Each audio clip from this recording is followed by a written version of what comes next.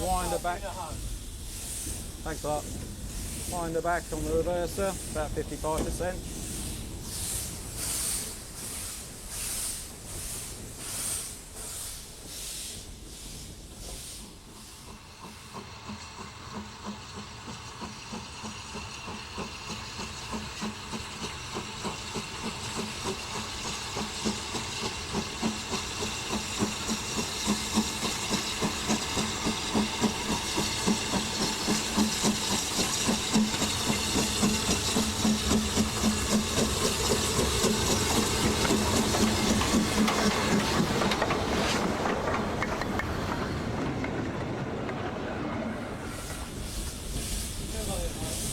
Got the advance, which is the signalling to the single line section.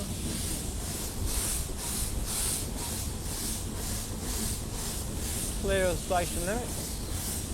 A bit more on the regulator. Wind back the reverser, just under 45%. Cocks are still open, just to make sure she's fully clear of all the condensation and the water. Shut them up now.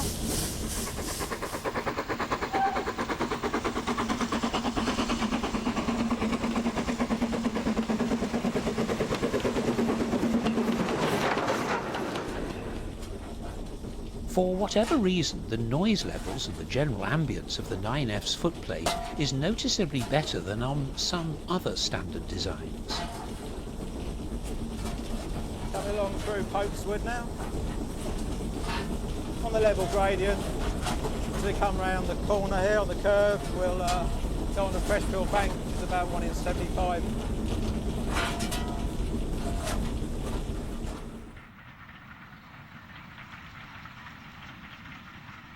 Originally, the 9F was to have had 8 coupled wheels and 2 carrying wheels under the cab, but the designer argued that 10 coupled wheels was better for adhesion, and you can see how they just managed to shoehorn the bottom of the firebox in between the last 2 axles.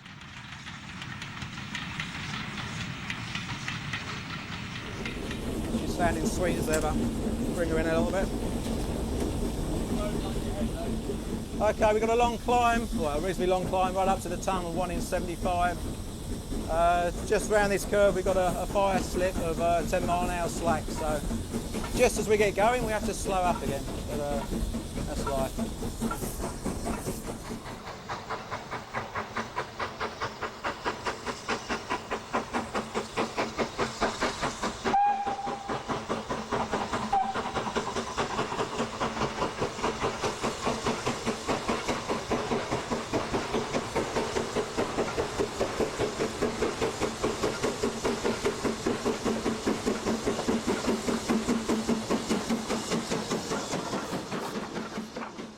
If the 9F was the most numerous standard type with 251 built, there was no doubting the smallest class of just one, the lone 3-cylinder locomotive Duke of Gloucester, Britain's last attempt to design a high-speed steam locomotive, and it was a fantastic piece of engineering.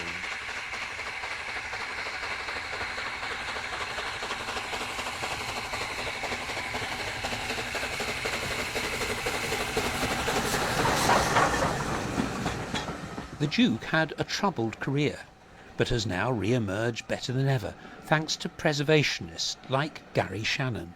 71,000 was designed in 1953 and outshopped in 1954. She was the last express passenger locomotive to be designed and built in the UK, and her existence comes about following tragic loss of another express steam locomotive in a rail accident, which provided really BR an excuse to have one last shot. But BR got it wrong.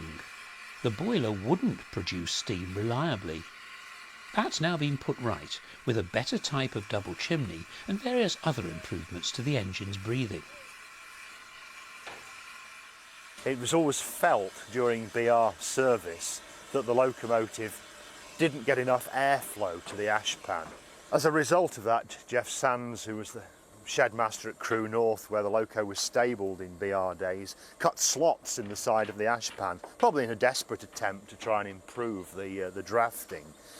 But this time around on the overhaul, we built a brand new ashpan, and we've increased the amount of draft in the ashpan by provision here of extra doors, extra draft damper doors at the back of the ashpan here, and we've also increased the size of the damper in the centre of the ashpan, which of course you can't see from here. The result of this is better airflow through the grate and better combustion of the fuel, more efficient combustion of the fuel, and improving the steam raising capability of the locomotive. So with this aspect we're very, very pleased with. And that, coupled together with the Carl-Chap blast pipe, is really giving us now very good steaming capability.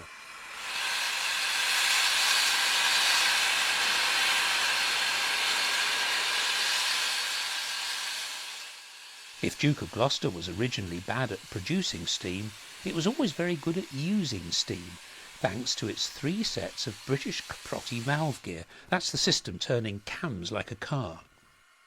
Locked up in this chassis was the potential to outperform any other express steam locomotive, and now, at last, that potential is beginning to be unlocked. The valves on this locomotive are the poppet type valves, like large car valves, and they're situated in the top of the steam chest of the cylinder, just in here. And those valves are held in a closed position by steam pressure, and opened by cams located in a cam box. Each of the 3 cylinders has its own cam box. And all this equipment, by the way, we had to make new, the cylinders and the cam boxes. They'd been sectioned and put in the Science Museum. The cam box is driven by a series of drive shafts from the return crank on the centre driving wheel here. The locomotive has developed quite a formidable reputation now for being a strong engine, a reliable engine in mainline service, and it's been pulling some pretty heavy trains, 500, 550 tonnes, up banks such as Shap, and recently up Honiton, with some formidable horsepower performances, 2,500 plus horsepower.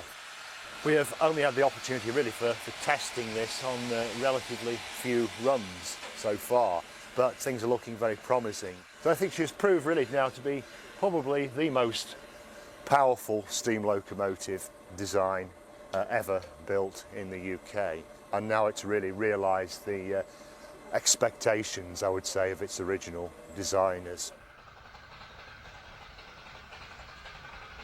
The steam loco is a hopelessly inefficient machine, converting just 7% of the heat energy into useful work. But of them all, the Duke alone reached 86% of the theoretical maximum efficiency. So does its regular driver Tony, a former King's Cross man, rate this engine as the best of them all. As far as I'm concerned, this is number 1. But the only other engine that could be anywhere near it is one I used to work on, and they were the Peppercorn Pacifics.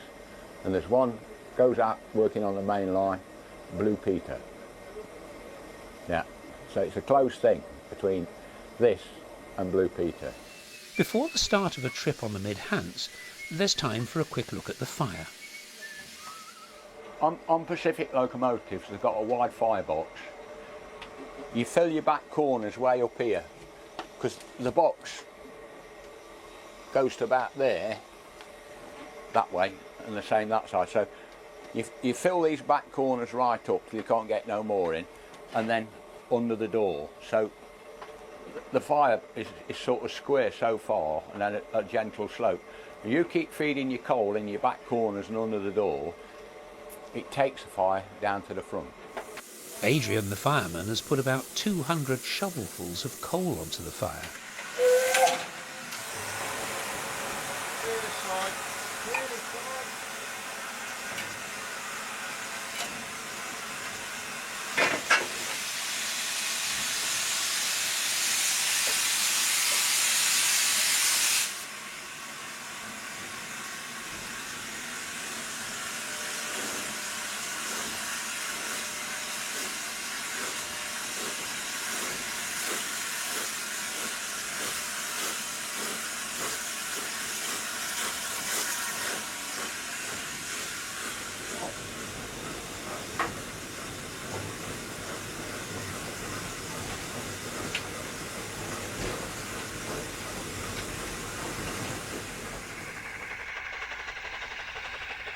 At high speed, Duke of Gloucester's 3 cylinders produce a noise like a diesel, and there's a hint of it as she gets into her stride.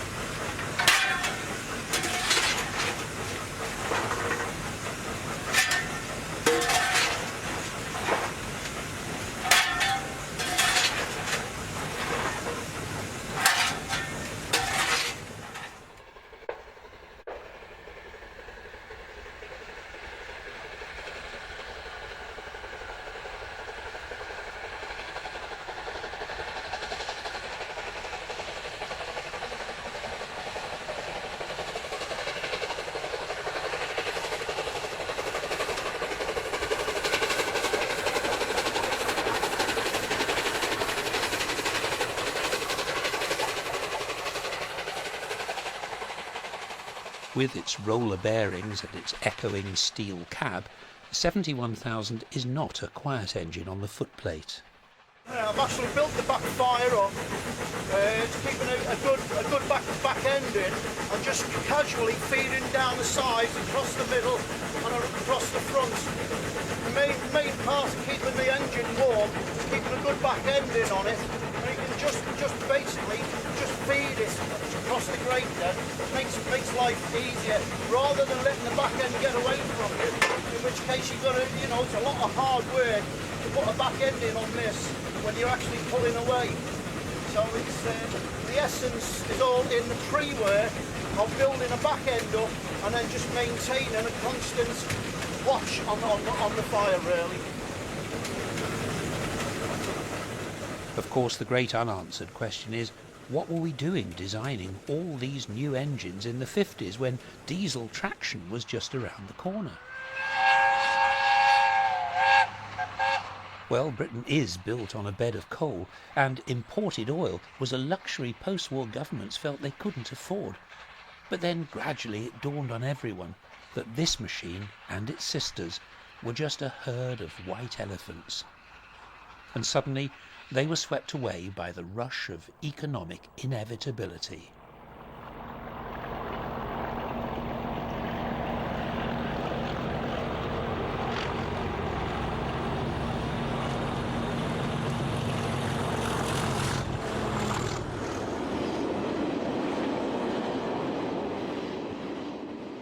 Here, one man controlling 2 locomotives can deliver 2,000 tons all on his own.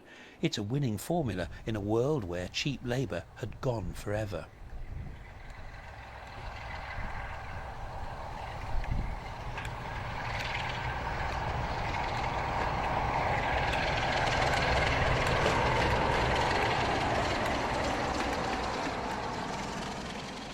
And comfort is very seductive, even for a hardened engineman. Compared with some of the traction we've driven in the past, where you're sort of stretching and and reaching and that, and yes, it is. I mean, the cab layout is good.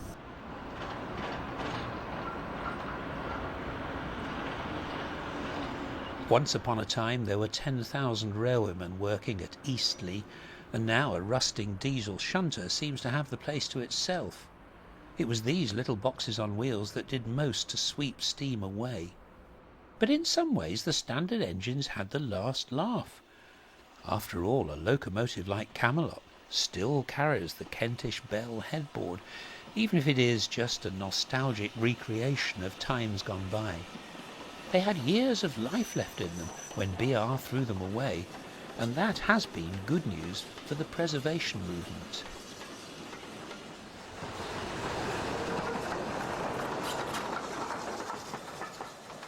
It's like turning out shire horses into a field so they can end their days in peace.